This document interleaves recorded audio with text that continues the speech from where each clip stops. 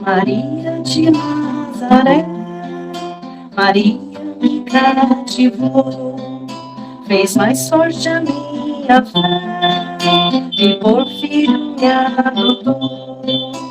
Às vezes eu paro e fico a pensar, e sem perceber me vejo a rezar, e o meu coração se põe a cantar pra Virgem de Nazaré.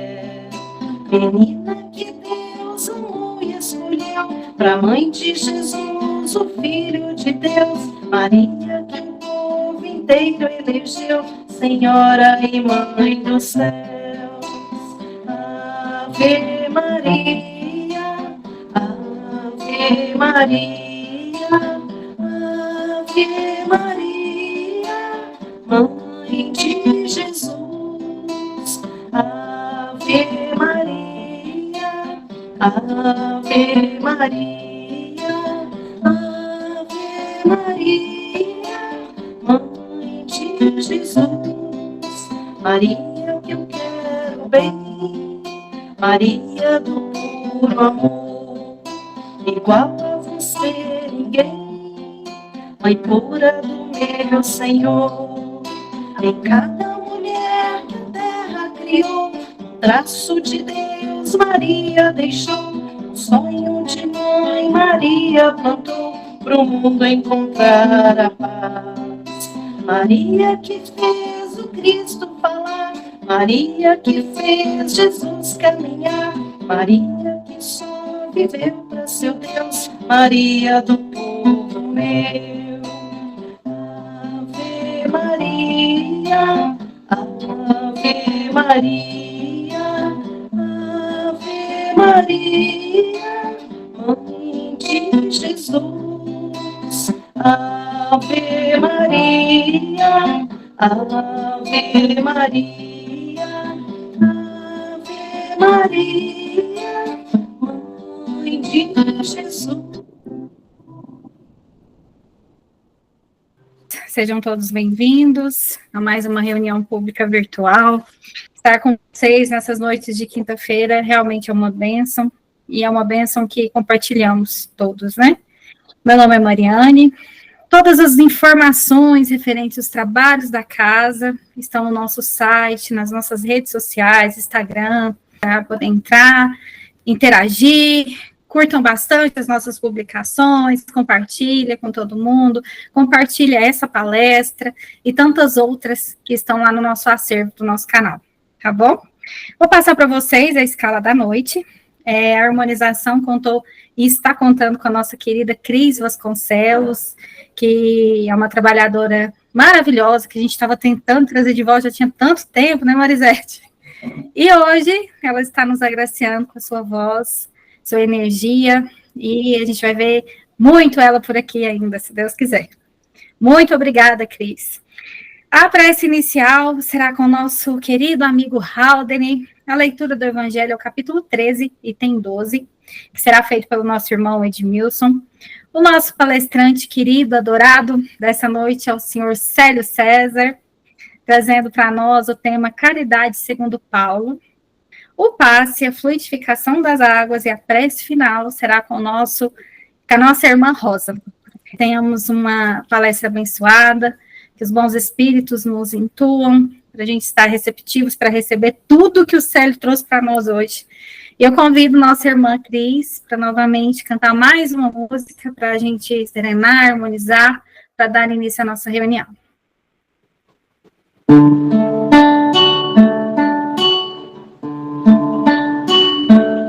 A melhor oração é o amor. A melhor oração é o amor. Tu precisas orar, mas tu deves lembrar que a melhor oração é o amor. Caridade é também oração. Gentileza, auxílio e perdão São as preces sublimes do seu coração, gentileza, auxílio e perdão. São as preces sublimes do seu coração, gentileza, auxílio e perdão. Do Evangelho segundo o Espiritismo, capítulo 13. Que a mão esquerda não saiba o que faz a direita. A beneficência. O item 12. Sede bons e caridosos, essa é a chave dos céus que tendes em vossas mãos. Toda a felicidade eterna se encerra nessa máxima. Amai-vos uns aos outros. A alma só pode se elevar nas regiões espirituais pelo devotamento ao próximo. Ela só encontra felicidade e consolação nos impulsos da caridade. Sede bons, sustentai vossos irmãos, extirpai a horrível chaga do egoísmo. Cumprido esse dever, a estrada da felicidade deve abrir-se para vós. Aliás, quem não sentiu seu coração pulsar, aumentar-se sua alegria interior à narração de um belo devotamento, de uma obra realmente caridosa? Se procurasseis apenas o deleite de uma boa ação, estaríeis sempre no caminho do progresso espiritual. Exemplo vos não faltam. O que falta é a boa vontade, que é rara. Vede a multidão de homens de bem que a vossa história evoca piedosas lembranças. O Cristo não vos disse tudo o que se refere às virtudes de caridade e de amor? Por que vós deixardes de lado esses divinos ensinamentos? Por que fechardes os ouvidos às suas divinas palavras, o coração às suas doces máximas? Eu gostaria que se colocasse mais interesse, mais fé nas leituras evangélicas. Mas abandona-se esse livro, considerando-o de palavras fantasiosas, carta fechada. Deixa-se esse código admirável no esquecimento. Vossos males só provêm do vosso abandono voluntário desse resumo das leis divinas. Lede, pois, essas páginas ardentes do devotamento de Jesus e meditai nelas. Homens fortes, cingi-vos, homens fracos, fazeis da vossa doçura, da vossa fé, as vossas armas. Tende mais persuasão, mais constância na divulgação da vossa nova doutrina. É apenas um encorajamento que viemos vos dar. É somente para estimular o vosso zelo e vossas virtudes que Deus nos permite que nos manifestemos a vós. Mas, se quisesse, só se teria necessidade da ajuda de Deus e da própria vontade. As manifestações espíritas se produzem apenas para os de olhos fechados e os corações indóceis. Que assim seja, irmãos. Que a paz do Mestre Jesus esteja em nossos corações. Convido a todos agora a fecharmos nossos olhos, imaginando a figura do querido Mestre Jesus acolhendo a todos nós. Senhor Jesus, auxilia-nos a reconhecer as nossas disponibilidades. Todavia, concede semelhante amparo, a fim de que saibamos realizar o melhor ao nosso alcance. Ensina-nos a encontrar a paz na luta construtiva, o repouso no trabalho edificante, e o socorro na dificuldade, e o bem nos supostos males da vida. Abençoa-nos e estende as mãos compassivas em tua infinita bondade, para que possamos perceber em espírito na realidade das nossas tarefas e experiências de cada dia. Que assim seja. Júlio César, seja bem-vindo.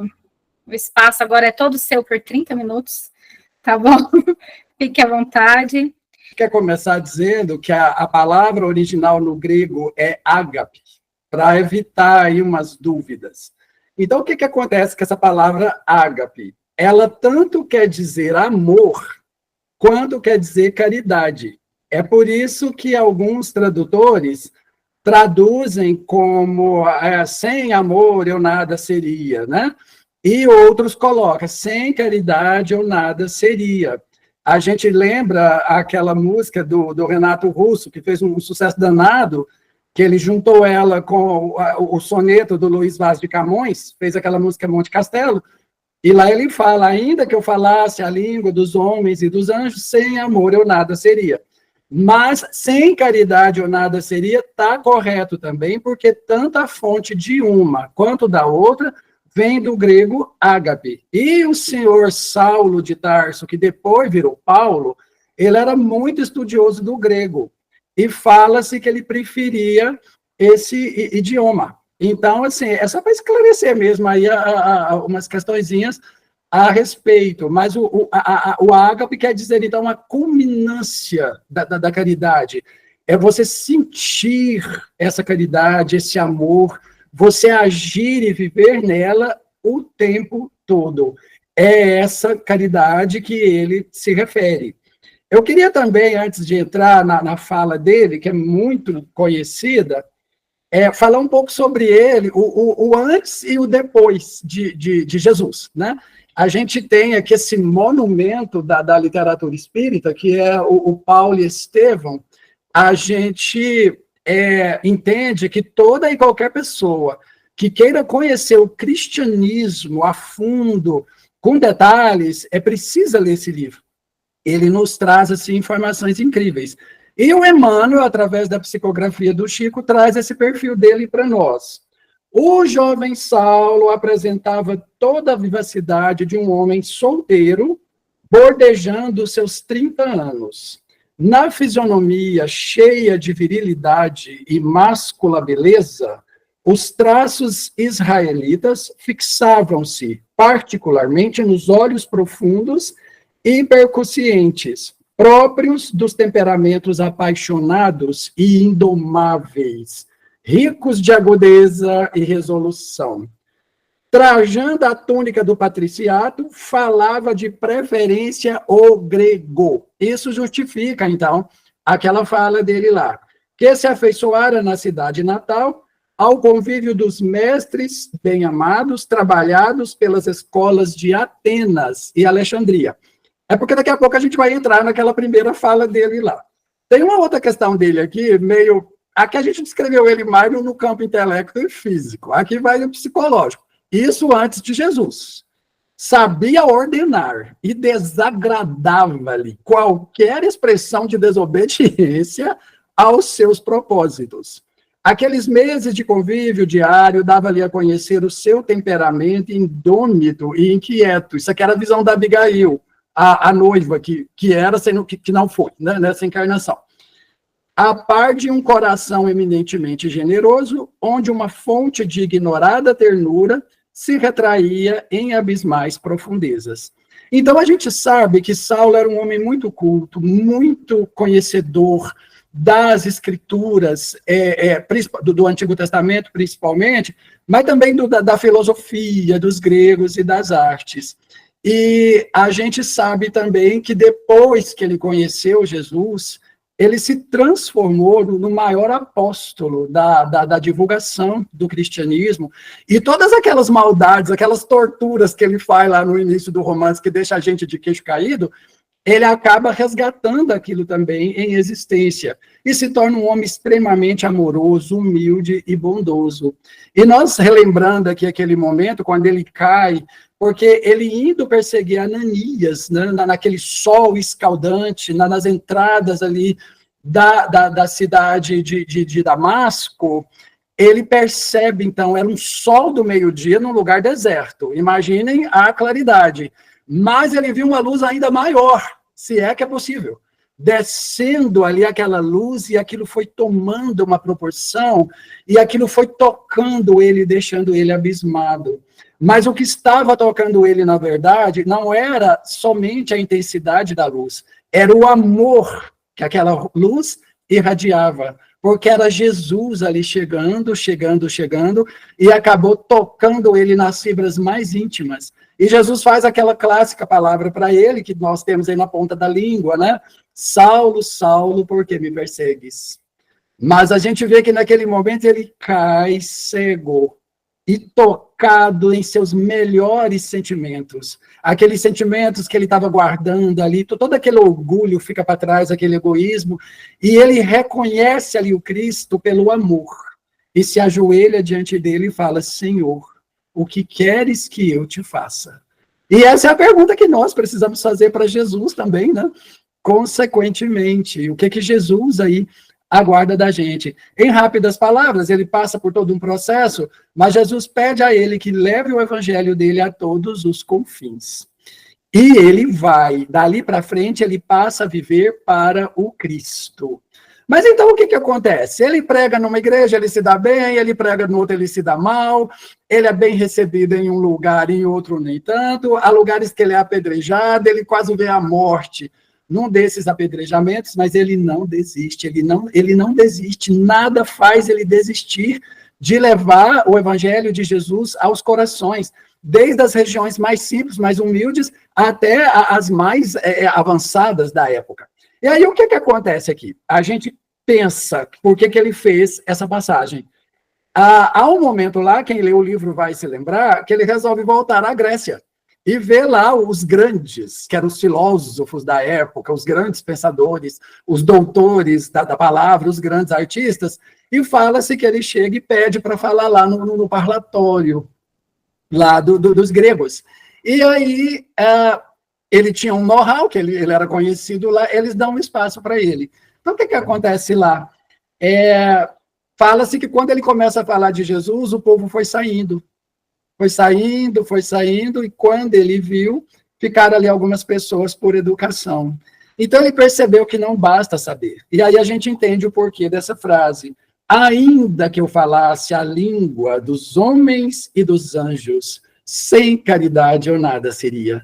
Porque se assim fosse, aqueles grandes sábios lá seriam aí alguma coisa. E ele saiu de lá extremamente triste. A gente entende que não basta conhecer, não basta saber. Se esse conhecimento não vem para o nosso coração, se for um conhecimento só cerebral, ele não tem valor. Porque o verdadeiro conhecimento é aquele que nos transforma, e nos transforma para melhor. E quando eu tivesse distribuído meus bens para alimentar os pobres, eu estou fazendo aqui são uns recortes, tá, gente? E tivesse entregue meu corpo para ser queimado, sem caridade, tudo isso não me serviria de nada. A doutrina espírita vem falar para nós que essa caridade de doar 1 quilo de feijão é muito fácil, ela não exige muito da gente. E o Livro dos Espíritos fala para nós, segundo Jesus, que a visão da caridade é benevolência para com todos, perdão das ofensas, né? E também ele diz aqui assim, ó, indulgência com a falta do próximo. Essa é a caridade que salva. Como que está a nossa benevolência, nossa indulgência e o nosso perdão? Eu estava assistindo aquele programa da TV Brasil, da Cissa Guimarães, Sem Censura, e ela tinha feito uma coisa interessante lá, esse dia que eu vi, que ela conseguiu levar lá, aliás, eu achei aquilo ali até um avanço, ela conseguiu levar lá um pastor, um padre, um espírita e um mestre de cerimônia de terreiros, quem aqui assistiu vai lembrar, e os homens estavam combinando, estavam falando bonito, direitinho, se respeitando, e ela tocou nesse assunto do perdão. Ela perguntou para eles, ela falou, mas perdoar é muito difícil, né? Como exercer essa caridade do perdão, já que o perdão é uma caridade? E o padre contou uma história para ela que eu fiquei muito surpreendido.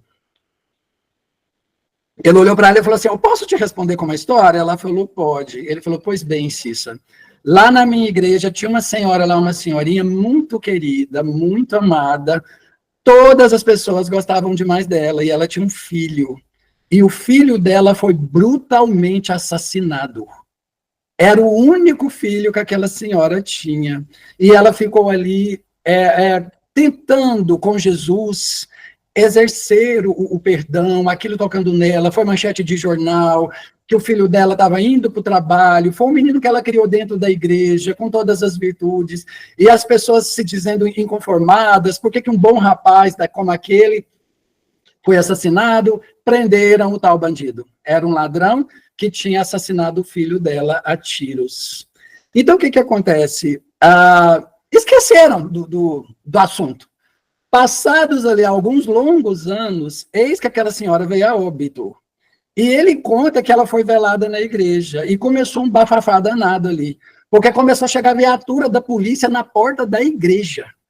Aquele tumulto danado, aquelas polícias todas ali, e as pessoas falam, meu Deus do céu, mas é o velório de uma senhora tão respeitada, o que a polícia está vindo fazer aqui, na igreja e tudo?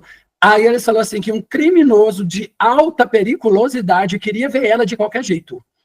E estava num desespero danado, e de tanto ele implorar, ele teve autorização para poder ir lá na igreja, no velório, se despedir dela. E conta-se que ele chegou, debruçou sobre o caixão e chorava. Chorava ali como uma criança, e ninguém entendia. E ele pegou e contou a história dele. Ele falou, eu fui o assassino do filho dela, mas tem uma coisa que vocês não sabem. Passados alguns dias, uma mulher foi lá no presídio e queria a todo custo me visitar. Eu falei, eu não conheço essa pessoa. Ele falou, mas ela quer ver você.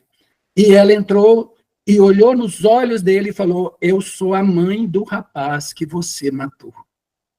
Então esse criminoso conta que ele ficou assim, em pânico. Ele imaginou que ele ia cuspir no rosto dele, que ele ia querer esganá-lo, que ele ia querer acabar com ele. Ela olhou para ele e falou assim, meu filho, você deve ser uma pessoa muito infeliz. Você não tem amor no seu coração. Você não deve conhecer Jesus. E eu queria que você me permitisse falar de Jesus e de amor, de caridade com você. No início ele ficou perplexo, ele não acreditava, mas ela passou a visitá-lo semanalmente.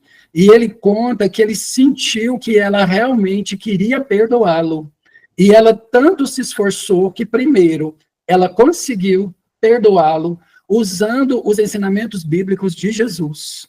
Depois ela conseguiu convertê-lo a ser uma pessoa melhor. E dentro do presídio ele se tornou cristão. E ela falava, você vai me prometer que o dia que você sair daqui, o dia que você terminar de cumprir a sua pena, você vai ser um homem de bem. Você vai ser um homem bom. E ele conta que, infelizmente, ele não pôde dar essa alegria para ela aqui na Terra, porque ela veio a óbito antes de vencer o tempo dele. Mas ele fala que aquela mulher transformou o coração dele, que ele não sabia o que era amor, não sabia quem era Jesus, não sabia quem era caridade, e justo a mãe daquele rapaz, cuja vida ele tirou, foi que lá levar para ele o amor. Então a gente vê assim, o perdão é um grande desafio para todos nós, mas se nós não começarmos a exercer essa caridade do perdão nas pequenas coisas, dificilmente nós vamos chegar nas grandes, né? E como o livro dos Espíritos fala, a verdadeira caridade, o perdão é um desses tripés. O outro é a benevolência e o outro é a indulgência. E é por isso que Paulo fala tanto, sem caridade eu nada seria, sem caridade isso, sem caridade outra coisa, né? A gente precisa ir meditando. Um outro recortezinho que eu quero fazer, ele diz aqui assim, a caridade é paciente, é doce e benfazeja, a caridade não é invejosa. Ele vai entrando dentro da gente, vai falando dos nossos defeitos, né? Nossos orgulhos, vaidades, inveja. Acho que o primeiro passo, a psicologia fala, é a gente admitir que para depois começar a melhorar. E a caridade nos ajuda a vencer isso, né? Não é temerária nem precipitada, não se enche de orgulho. É um hino à caridade, o que agora Paulo, né, faz aqui, que aqui já é ele transformado. Mas o que eu quero recortar dessa fala, o nosso tempo é curto, é isso aqui, ó. Cadê aqui? Tá. Não se regozija com a injustiça, não se regozija com... Aqui, não, mas se regozija com a verdade. Ó, gente, olha isso aqui. Para nós hoje, tá? Tudo suporta, tudo crê, tudo espera, tudo sofre. Caridade, tudo suporta, tudo crê, tudo espera, tudo sofre, né? Às vezes a gente fala, não, agora foi demais. Mas ele já vem nos chamar aí para pensar nesse tudo, né? E, principalmente, é que o tudo suporta, o tudo espera e sofre. Nosso Lar, todo mundo aqui leu, né? Que é um livro que a gente lê, não tem jeito. A mãe do André Luiz, gente, eu vejo ela aqui, sabe? Aquela cena, o André fica naquele desespero para vê-la, né? E tudo, até que um dia acontece dele poder encontrar com ela. E ele vê ela tão linda, tão iluminada, tão irradiando amor. Ele imagina que o pai dele está na mesma situação, né? E aí ele pergunta pelo pai, ela falou, meu filho, seu pai está nas regiões de sofrimento, similar àquela de onde você veio, né? Ele fala, mas mãe, ela falou, meu filho, seu pai cometeu aí alguns equívocos, né? Usando uma linguagem muito educada, muito elegante, para falar de tanta coisa que o pai dele se envolveu. E aí ela diz para ele o seguinte, ela fala que muitas pessoas o perdoaram, outras não, e que ele era envolvido com muitas mulheres. E ela já sabia disso, ela sabia da infidelidade dele, ainda que encarnada, né? Suportando ali, esperando e tudo mais. E aí ela fala, mas eu estou acompanhando ele. Acontece que teve 2 dessas amantes dele que não perdoou ele. Elas estão ali, ó, em cima, cobrando. Eles estão quase que numa simbiose mental, né? E ela fala, mas eu estou dando assistência, eu estou tentando, e eu vou ajudá-lo. Eu pretendo ajudá-lo. Para isso, eu vou reencarnar. Eu quero reencarnar porque o seu pai vai reencarnar também. E eu vou casar com ele novamente. Então, aí ele já leva um susto. Né? Ele fala, poxa, mas depois de tudo que ele fez com ela ainda vai querer ser esposa dele de novo, né? Aí ela solta a outra. Ela fala, e eu vou receber as 2 mulheres como minhas filhas. Pensa, gente. Né? Então, assim, o que é uma pessoa que já subiu num nível que enxerga de fora questões de perdão, de crer, de acreditar, de esperar e suportar. Ela vai novamente dar uma outra oportunidade para aquele moço, ela vai novamente ser a esposa dele e acolher como filhas aquelas que na última encarnação dela foi motivo da traição do esposo. Isso é um gesto de nobreza, de perdão, de quem já conquistou aí, né, em muito essa caridade que Paulo fala para todos nós, né? Aqui, o Kardec, comentando essa passagem, ele faz um comentário rapidinho, porque eu acho que a lição por si só, né, ela já diz tudo, então eu acho que o Kardec pensou, não, isso aqui eu vou comentar só para dar um brilhozinho, né? Eu estou pegando recortes também, tá, gente? Não estou lendo na íntegra, não.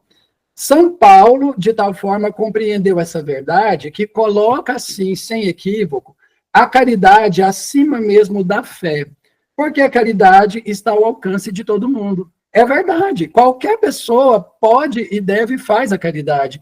Às vezes até quem não tem fé, quem não tem religião, né? A gente até lembra aí aquela fala famosa do Tiago, que ele fala que a fé sem obras é morta em si mesma, né? Que ela precisa.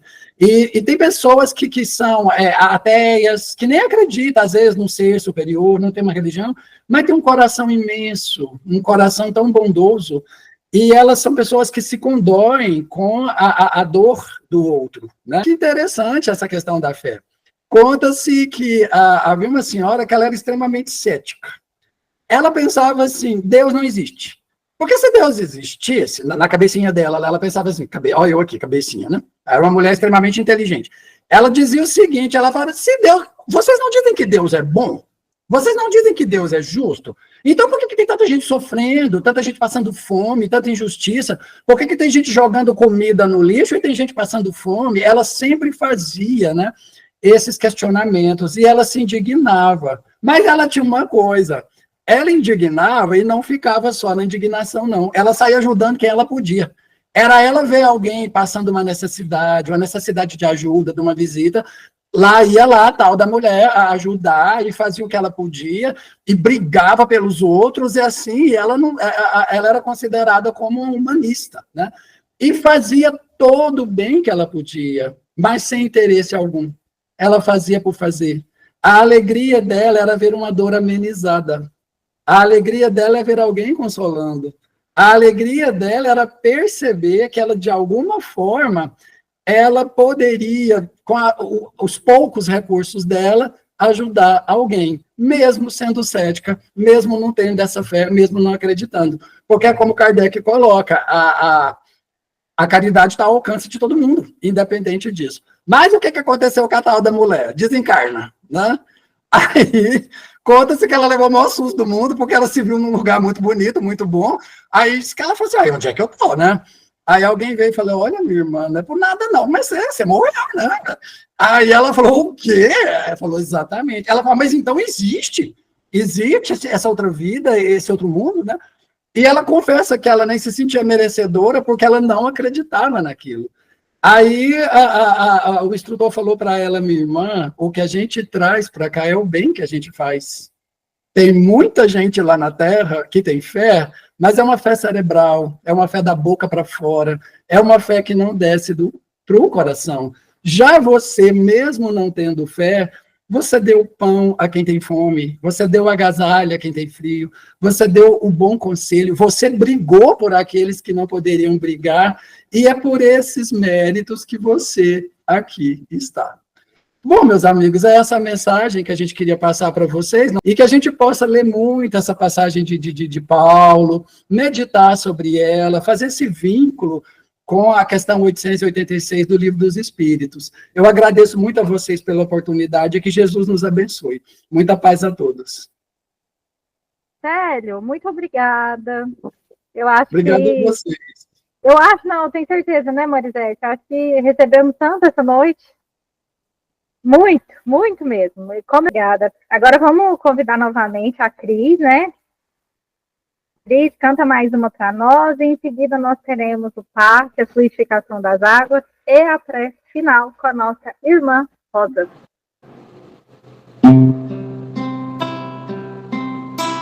Deus está aqui nesse momento, sua presença é real em meu viver.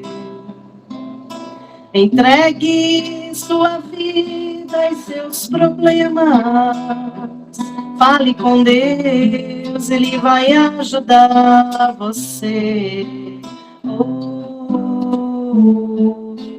Deus te trouxe aqui para aliviar os seus sofrimentos.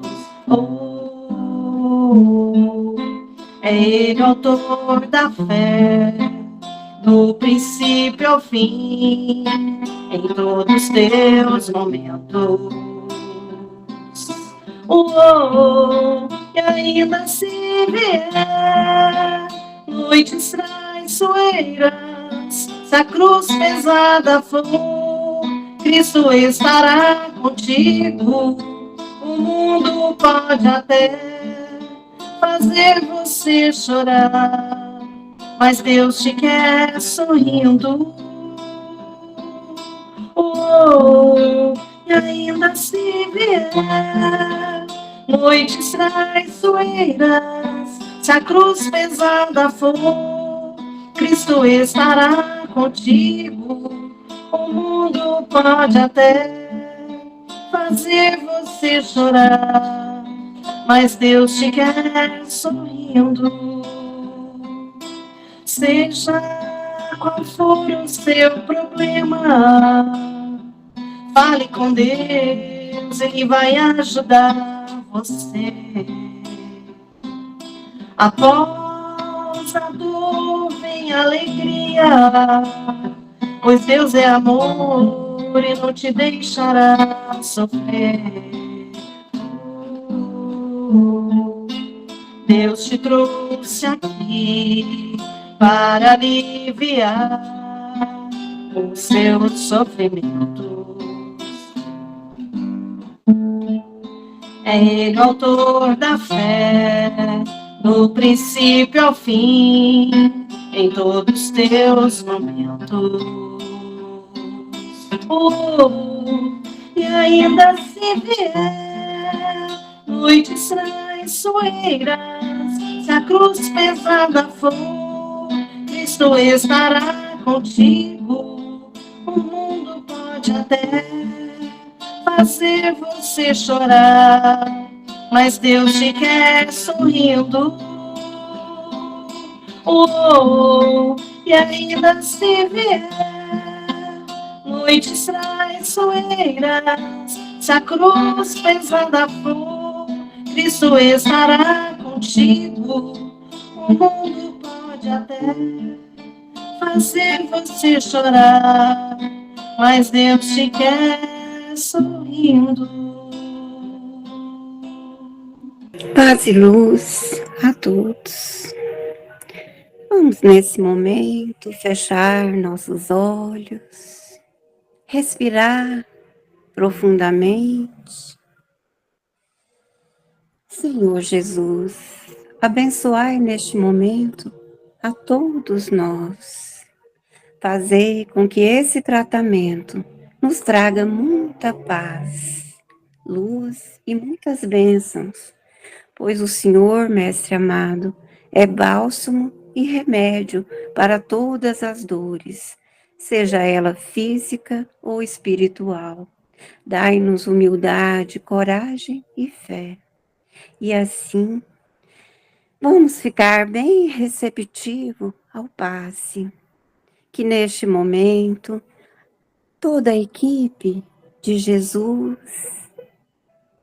se aproxima de cada um de nós e com suas mãos vão fazendo toda a limpeza no nosso corpo físico e espiritual, vão retirando todos os sentimentos contrários ao amor, os desânimos, amarguras, tristezas. E essas mãos de luz vai repondo em nós o equilíbrio, a força, para que possamos continuar com muita fé em Jesus. Essa equipe, Jesus, ainda por misericórdia e bondade, nesse momento aproxima das nossas águas, as águas que estão colocadas aí do nosso lado, nas garrafinhas, vão até os filtros, as caixas d'água, e vão colocando o remedinho para curarmos de todas as nossas dores, mas que possamos, no nosso dia a dia, fazer uso dessa medicação com muita fé, com muita esperança da cura que tanto buscamos. Rogamos a Jesus que as falanges do amor leve para longe todas as nossas dores. Que possamos, Senhor, prosseguir sempre em busca do teu caminho, mesmo que ele às vezes se apresente cheio de dores e desilusões. Agradecemos, Senhor, pois famintos de luz aqui chegamos e fomos tratados pelos raios majestosos das entidades ligadas ao trabalho do amor. Que o Senhor continue sempre assim, nos amparando, nos protegendo, nos abençoando, fazendo sempre, Senhor, a ligação entre nós e o seu mundo de amor, e que assim seja.